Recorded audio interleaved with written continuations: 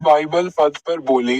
मल्लाकी अध्याय 3 पद संख्या 1 में बोले, देखो, मैं अपने दूत को भेजता हूँ, और वह मार्ग को मेरे आगे सुधारेगा, और प्रभु जिसे तुम ढूंढते हो, वह अचानक अपने मंदिर में आ जाएगा।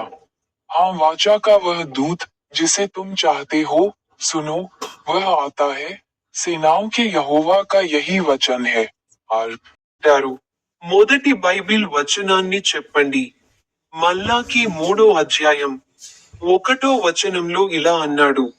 ఇదిగో, నేను నా దూతను పంపుతాను.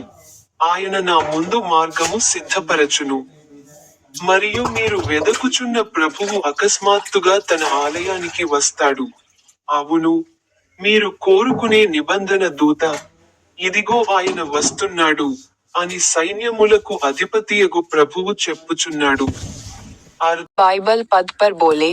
संत लूका का पवित्र सुसमाचार अध्याय 1 पद संख्या 26 व 28 में बोले, 6वें महीने में परमेश्वर की ओर से गब्रिएल स्वर्गदूत गलील के नासरत नगर में एक कुंवारी के पास भेजा गया, जिसकी मंगनी यूसुफ नाम दाऊद के घराने के एक पुरुष से हुई थी।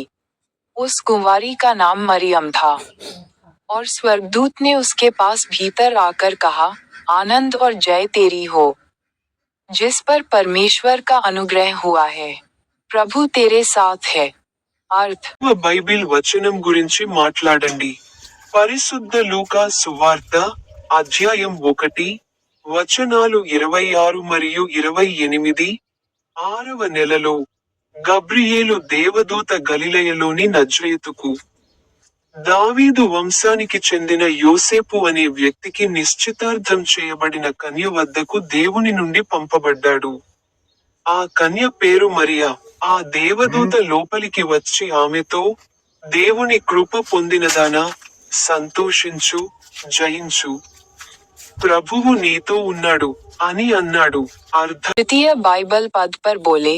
इब्रानियों का नाम अध्याय 13 पद संख्या 6 में बोले, इसलिए हम बेधड़क होकर कहते हैं, प्रभु मेरा सहायक है, मैं न डरूंगा।